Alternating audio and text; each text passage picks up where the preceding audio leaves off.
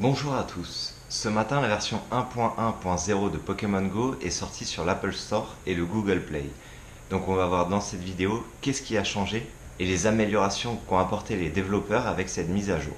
Tout d'abord, les points d'apparition des Pokémon ont changé.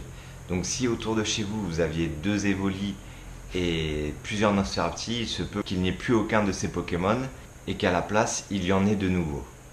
Ensuite, les passes ou les Pokémon à proximité ont été enlevés, puisqu'ils ne marchaient pas à cause de la saturation des serveurs. On verra par la suite si les développeurs de Pokémon Go les remettront, s'ils sont capables de les faire fonctionner. Ensuite, si vous vous rendez dans votre journal, vous verrez que les badges ont été modifiés. Il y a eu quelques améliorations graphiques, comme vous pouvez le voir avec ce badge Kanto. Pour accéder à votre journal, vous devez maintenant cliquer sur le menu en bas à droite, pour que celui-ci apparaisse à l'écran. Il y a encore eu quelques améliorations sur ce point, puisqu'on voit maintenant ce que vous avez récupéré dans un Pokéstop avec les images des objets récupérés. Toujours dans le menu, vous pouvez maintenant changer la tenue de votre personnage. Donc vous pouvez changer sa couleur de peau, sa casquette, ses vêtements et même son sexe. Enfin, vous pouvez tout modifier comme vous le faisiez à la première étape du jeu.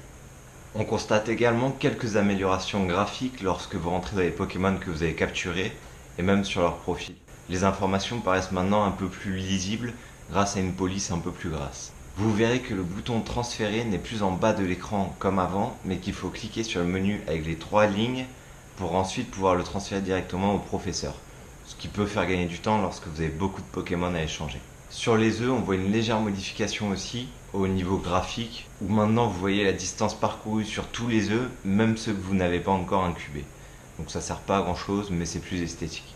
Ensuite, les attaques de vos Pokémon ont été modifiées, c'est-à-dire que l'attaque de base avec laquelle vous tapiez énormément lorsque vous combattiez une arène a généralement été revue à la baisse, alors que les attaques chargées, celles que vous pouvez faire en restant appuyé sur l'écran, qui sont donc plus puissantes, ont été revues à la hausse pour vous forcer à utiliser plus ces attaques. Tout simplement parce que jusqu'à présent, avec un Aquali niveau 1800, vous pouviez battre quasiment n'importe quel Pokémon juste avec l'attaque de base, sans utiliser l'attaque chargée. Ensuite, on peut constater un léger changement dans les animations en combat. Maintenant, on peut voir du feu lorsque vous attaquez avec un Pokémon feu, ou des gouttes d'eau lorsque vous attaquez avec un Aquali, ou quelques petits détails de ce genre. Et la dernière modification apportée sont les Pokéstops et les arènes. En effet, les développeurs ont tout simplement supprimé une petite quantité d'arènes et de Pokéstops.